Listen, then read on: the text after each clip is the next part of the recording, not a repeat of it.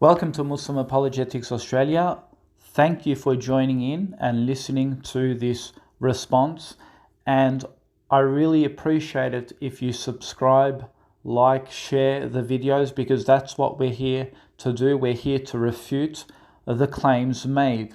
Now, I'm not sure if you've followed me for a while, but I'm the type of Muslim who isn't afraid to discuss certain issues. I like to get into real deep theological discussions, tricky questions in Islam that people don't usually like to entertain. And that's what I want to do. I mean, I could make videos about, common questions about Islam, like, why is Islam a terroristic religion as claimed by the Islamophobes? But of course I can make videos about that, but I don't need to, because they're just things that have always been the topic. It's always been answered. But there are certain things that haven't really been addressed properly. That's what I'm here to do. I'm here to tackle those really tough things that people don't like to talk about. So in my next video that I'm going to show you, it's going to be a discussion upon a hadith that it is tricky to answer. Again, I'm not saying that I'm bright or I've got these special powers of wisdom. Of course not. I'm just an average Muslim, just like you, but I pay attention to detail, where I try and do as much research to give you an informed response.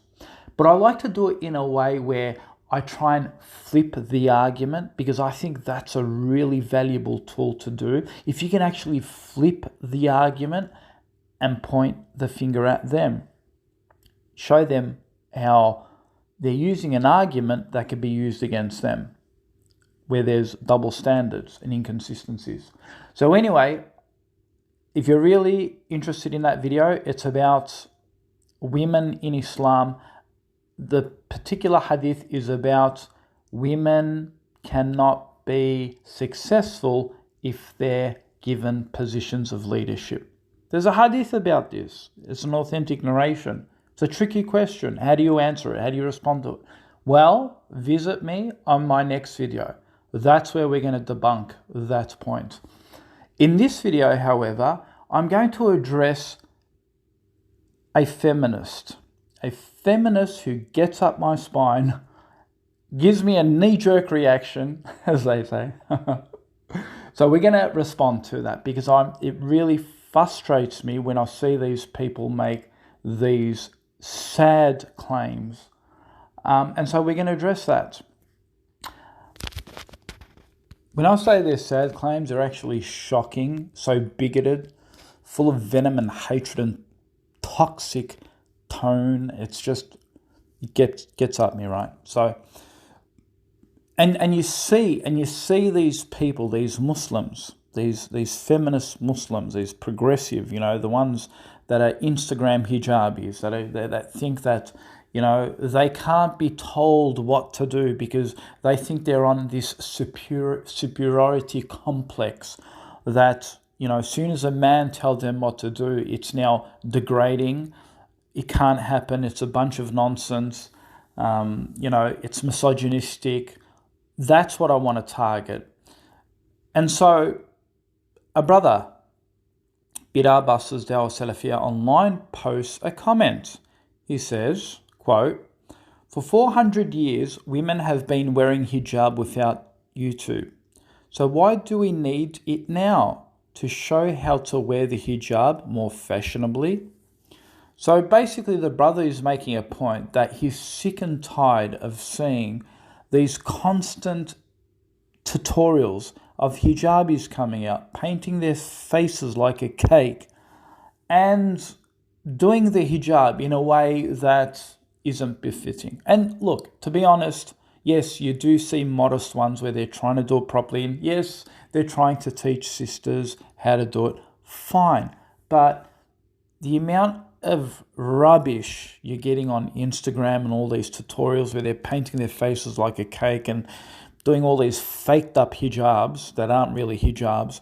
I mean, the brother's obviously frustrated and he's got every right to point out his outrage, right? To say, you guys are just using and abusing the name of Islam just to sell products, win subscribers, and, and get all these likes so you can sell your religion for money and bring out all of these non-hijabi tutorials which are presented as being hijabs when they're really not.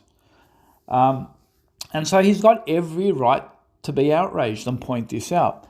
Now, I don't understand the frustration in these particular women who get outraged by this. I mean, I personally, if there were a group of brothers or many brothers and they were doing the wrong thing, I would never have a problem if a sister literally created an account just to go after ignorant brothers who are misrepresenting the din and doing the wrong thing. Honestly, I would never be offended. In fact, I would say, mashallah to the sister. Well done, that's fantastic. She's trying to bring the brothers back to the sunnah of the Prophet, back to the true conservative teachings of Islam. She's telling off these brothers and telling them to fear Allah and come back to the din and stop, selling your din and stop trying to change your din, stop trying to misrepresent the din, right? I would never, ever be offended by this. So why do an aspect of women, and by the way, this isn't an aspect. Let's not even call it a minority or a small group.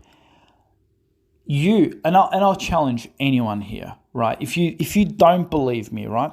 Brothers on Facebook, on social media, whatever mechanism they're using to publish their voice, as soon as they point a finger at a particular gender, they always have to mention the opposite gender just to prove that they have equal criticisms against both sexes. I mean, that is the pressure that has been put by feminists against Muslim days. I mean, you even go to a masjid that if the imam speaks about a man doing something wrong, he has to mention that a woman also does things wrong. It's like simultaneously, it has to go hand in hand. And if it doesn't, and if he doesn't mention the opposite sex doing the wrong thing as well, then suddenly he's being judged as being a misogynist, as being not neutral in his criticism. So basically, if he has to mention woman, he has to mention man. If you only mention one, then that's it. You're labeled as a misogynist, a woman hater, or whatever. And that same disease is creeping up with everything else now. So if a brother does an organization for speakers to attend that event and there are only men panelists, then they're like, well, now again, you've just proved you're a misogynist, you're a sexist, you're backward-minded, you're not progressive because you've invited 5 brothers to speak in the panel, but there's not a single woman. So again, it's that pressuring that, we need to be equal in all fields and we need to be represented equal everywhere in all places. Otherwise, we're just showing that we're against women. So it's no longer about merit. It's about, it doesn't matter if she doesn't know a shoe from a bike. She doesn't know the difference. You just got to put her on the panel because it doesn't matter even if she doesn't know what she's talking about, and if she's got no idea what she's saying, or she's not even an expert in that field. We need to have a woman there anyway, only to show that, look, we're about equality. It's basically about making up the numbers. It's not really about someone like really being put there for what they're supposed to really do, and that is to teach the din to their best capable way. No, it's not really about that. It's about we need to get a female representative, or else the brothers are winning over us. Seriously, that's how toxic their mentality is. You know, if these people will literally fight with God. They'll literally fight. If God came, subhanAllah, astaghfirullah, if he came and he spoke to him and he said, I'm going to send you only male prophets, they'll literally fight with Allah. They'll say, how dare you only send us male prophets? And in fact, they've even gone to the extent that they're even trying to create their own female version of a prophet. They even say Maryam, Isa's mum, was a prophet. There's now a movement calling Isa's mum a prophet. And it's the same mentality when Allah subhanahu wa ta'ala created the human being.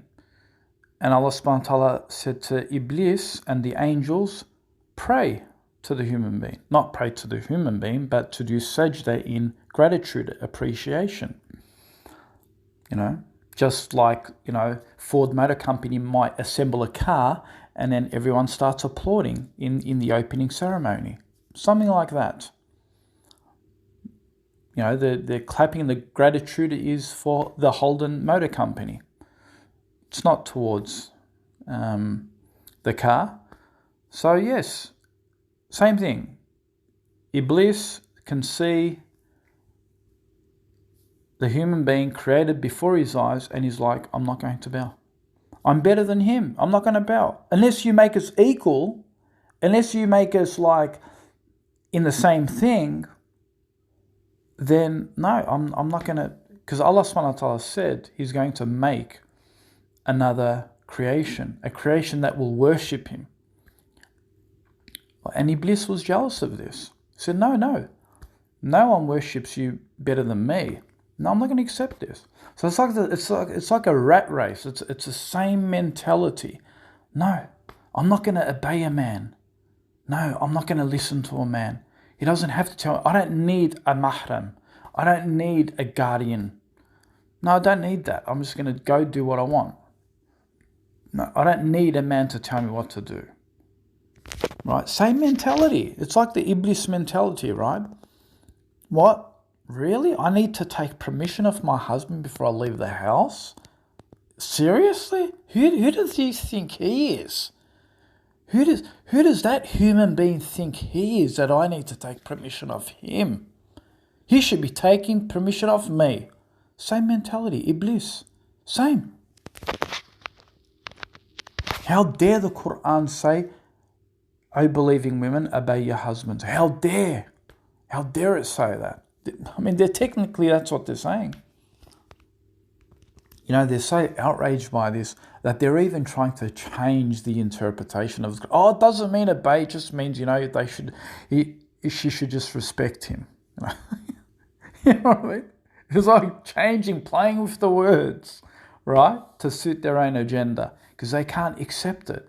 They can't accept that there are gender differences, gender roles. They can't accept it. They follow the Western superiority, that mentality, right? That they have to be equally in all sense of forms. And again, I don't want to drag my video to my next video because that's what the subject's going to be about. So I'm not going to talk about that, but we'll talk more about that in my next video. In this video, I want to address specifically this, you know, how they can't accept having a finger pointed towards them. I mean, how do you even judge? Umar ibn Khattab said in Sahih al-Bukhari, we judge what is apparent, but we can't judge what's in the hearts. And we don't look for faults in the people. Like, we don't just sit there constantly looking for the faults in people. Right? It's not good to do that. I agree, it's not good to do that. But the circumstance that we're living in now at the moment there is so much fitna and so much wrongdoing that it's like become a condition that we need to advise one another. That's the way we should look at it, to advise one another. The Prophet ﷺ said, if you see something wrong, then change it with your hand. Or say something. If you can't change it with your hand, then say something. If that doesn't work, what does he say? Hate it in your heart. He didn't say just stay silent, don't judge, don't call them. Now, if a group of brothers opened up, a'udhu billah, a whorehouse, I'm not just going to sit there. I'm gonna go there and I'm gonna say, how dare you as Muslims open such a facility? Of course, that's part of advice. If we don't advise, then who will do the advising? This notion, you can't judge me unless, you're sinless. The Christian mentality, right? And these same people, when it comes to that saying, right, they never say that when they want to defend black people, right? When they hear the term nigger or racial slurs against black people, these feminist Muslim groups are the first ones to be outraged. They're the first ones to condemn this. They're the first ones to come out and say, how dare you? And they start petitions and they campaign.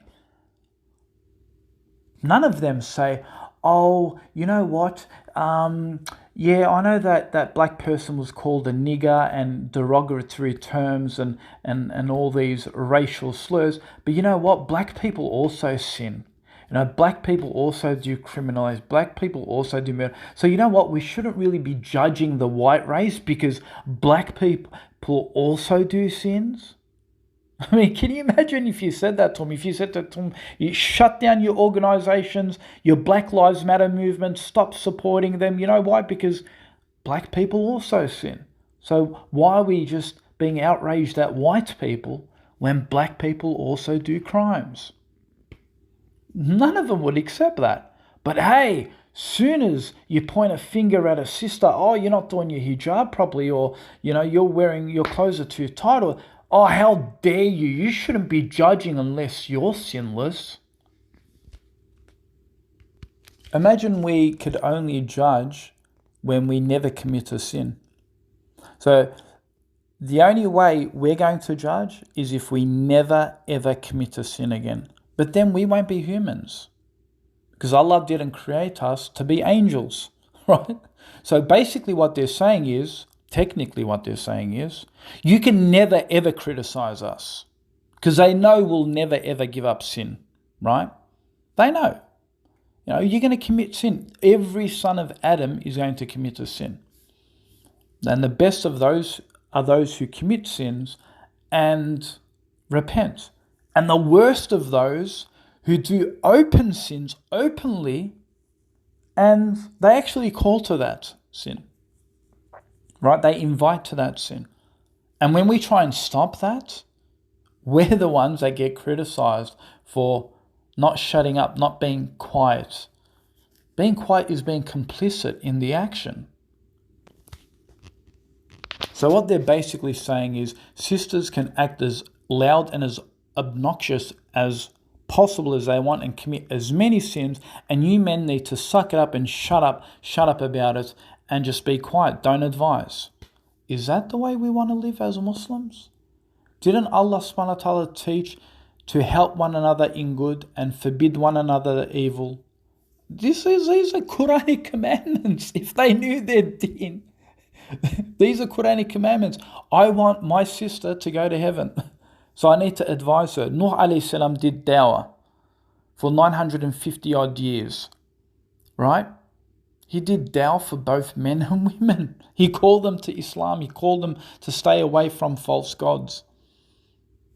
His own son died and drowned. So that's what Muslims are supposed to do. And then they say, but you're not a prophet. You're not this, you're not that. And this is another way to silence you. You're not a prophet.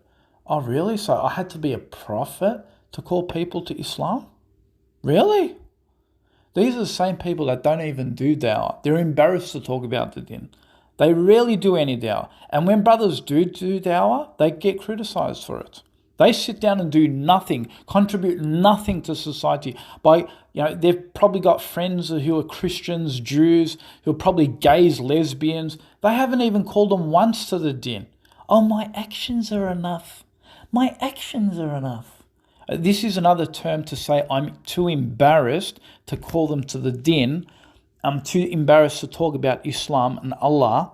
In fact, if I talk about Islam and Allah, that's pretty offensive. I mean, I don't really want to offend you because, we worship a different God. And if I say we worship a different God than you, that's pretty offensive. So I'm not really I really don't want to offend you, because I'm so sensitive about your sensitivity and your feelings, and I'm so compassionate that I really don't want to trigger you off and, make you feel bad about worshipping a false God. Therefore, I'm just going to be quiet and let my actions do the talking. As if, the Prophet ﷺ, can you imagine the Prophet ﷺ didn't speak and he just did dawah through his actions? He had trouble calling people to Islam. Imagine just staying silent and this is a new innovation. This is actually new innovation, that the din is preached only now through the actions. And then they'll come up with all of these lame excuses to say, I'm not a da'i, I'm not an expert in Islam to speak on behalf of Islam. This is another excuse, right? But when it comes to brothers, you're full of ammunition and criticism, and all the dawah in the world to criticize and critique and refute brothers. But suddenly when it comes to vocally calling your non-Muslim friends to Islam, suddenly you're ignorant and naive, and you're just a student of a knowledgeable person, and you really barely know what Islam actually means for you to tell someone about Islam. So you want to see a new knee-jerk reaction? Yes. So getting back on point, the brother points out that women are not really wearing the hijab, but for fashionable purposes. And so an individual wrote and said, she writes, she says, listen to this. She says, there's a lot going on in the world, Should you run short of topics? Discuss how men sit in their suits around a conference table and plan to destroy countries. Discuss how that is a fitna. Leave women and her hijab alone for once. See, remember what I said before, right? So you can't criticize women because men do sin. This is the argument, right? These are the same women, again, like I said, that they're always judging brothers, yeah? Oh, we can't really find a real man to be a real man. We can't really find someone to marry because they're like children now. And, brothers aren't willing to look after their spouses properly. These are all the judgments coming, right? They're full of judgments. Oh, look at these brothers, they're not really interested in marrying a divorcee or a widow. They're always after marrying a single lady.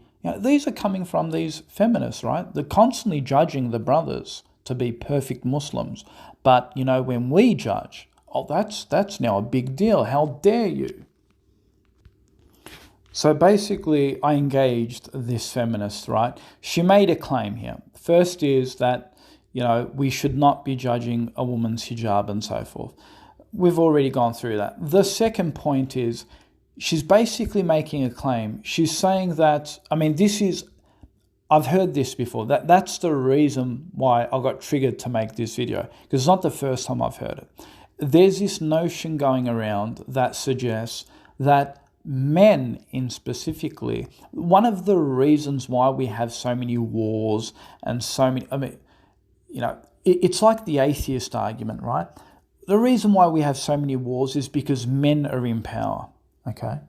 And it's like the feminists use the same argument of atheists. The reason why we have so many wars is because we have religion. And this is why I say feminism leads to apostasy. Okay? They lead to apostasy because they make arguments, and these arguments are actually ridiculing God when they read and see that it's in the Quran, and they actually become apostates and ex-Muslims, right? And this is why we say their arguments leads to apostasy. So it's the same argument. There's so many wars because religion causes wars, and that's why religion is bad. So it's the same argument. The reason why we have so many wars and so many bloodshed, look, this is what she says. She says men sit around a conference room, a conference table, plan to destroy countries. And I basically trolled. It's not that I belittle women or believe it. So I just trolled her, right? I said, God forbid if women had to sit around a conference table, nuclear wars would have sent the world into extinction. She's actually blocked me, right, on Facebook. So I basically said, why do you hate men so much, demonizing them like this? Was not the Prophet Muhammad, peace be upon him, a man? Do you not have any brothers or sons or a father? I said, how do you even call yourself a Muslim and demonize men as being barbaric warlords? I said, the reason you probably exist today in your safe security is that other men out there went fighting and defending your din from Kafir invaders who tried conquering Muslim lands, raping the women and taking your homes and property. If it weren't for the brave blood, sweat and tears of men, you wouldn't be here right now. But of course, you have forgotten about the sacrifice of men, lifting cannonballs on their backs covered in mud, having the blisters of feet pain from all the walking in hard terrain, and the pains and suffering of open wounds, moving the earth to defend their families from invaders. And here you are, sitting in the safety of your modern privilege, talking about men in such a way, who died sacrificing their own lives for your existence and left you an honourable din.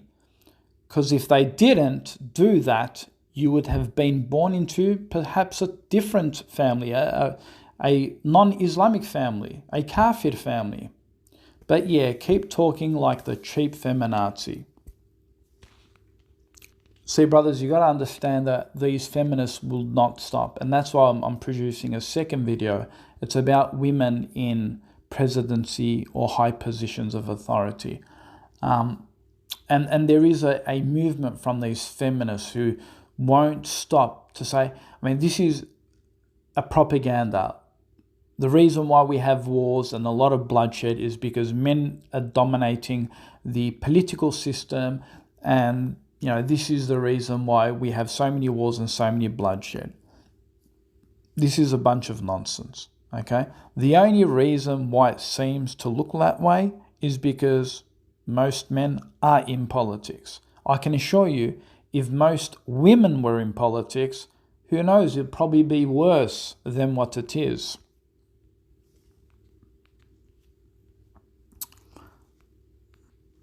In fact, this looks really bad, actually. This is just in the last 50 odd years, right? Hillary Clinton, when she was a minister for the American advisory and things like that, she was responsible, according to, this is Western sources, and I'll put a hyperlink below this video, 100,000 people were killed because of her in Libya, Syria, and Egypt. And I'll put a hyperlink. These are Western sources, and you can read it for yourself. What about Angela Markell? She was responsible in aiding the Kurds in northern Syria with German weapons, who again fight against the Turks, to fight again. Of course, they did it to fight against ISIS and things like this. But again, this is them arming a population to kill other Muslims. What about Golda Meir? this was the first Jewish female president. And what did she say? Her intent was to ethnically cleanse the indigenous population from Palestine to make room for Jewish immigrants. She even considered the Palestinians to be unhuman. And again, this source is actually from Al Jazeera. And again, I'll put a hyperlink below this here and you can see it for yourself. Here is another one, female president, Aung San Suu Kyi, who is responsible for the genocide against the Rohingya in Myanmar. Thousands upon thousands of Muslims were exiled, killed, their properties taken, their women raped. This was all done under her watch. Again, a woman. What about Madeleine Albright against Iraq? She was the first female United States Secretary of State who was asked, was killing Leslie Stahl on US sanctions against Iraq? She was said, we have heard that 500,000 children have died. I mean, that's more children than died in Hiroshima. And is the price worth it? So this woman was asked, you went and killed, your sanctions against Iraq killed 500,000 children. 500,000 children. She was asked this question, was this all worth it? Was the sanctions against Iraq worth it? And she says, this is quote Madeleine Albright, I think this is a very hard choice, but we think the price is worth it. Can you believe this? Can you believe this? 500,000 dead children, and she says, it's worth it. What a vampire.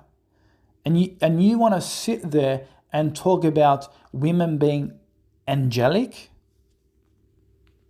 Guys, don't get me wrong, I'm not against women, right? I have a beautiful wife. I have 3 beautiful daughters. I'm not against women, right? Allah has blessed me with 3 beautiful daughters, right? Beautiful, right? I'm not against it. I'm just showing you the liars and the hypocrites and how they're just manipulating and demonizing men, right?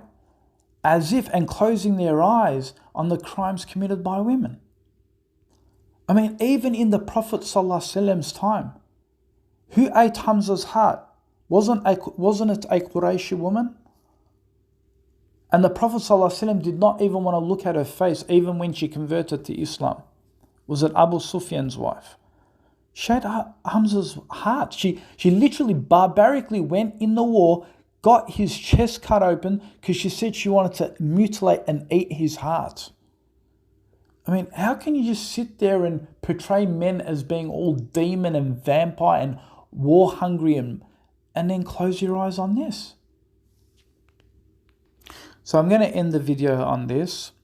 It's really interesting that these funny feminazis complain about men and wars, but the same Muslim hijabis complain why the men don't be real men and fight the Jews to help rescue the poor Palestinians. Then suddenly men matter, because it's not as though these feminists on Instagram, these hijabis, are arming themselves to go fight the Yahud, are they? Instead, they're telling men to go and fight. But at the same time, when we do, apparently we're sitting around the conference table trying to think and plan about the next country to invade. But then they use the same group of men, wanting them to fight their wars.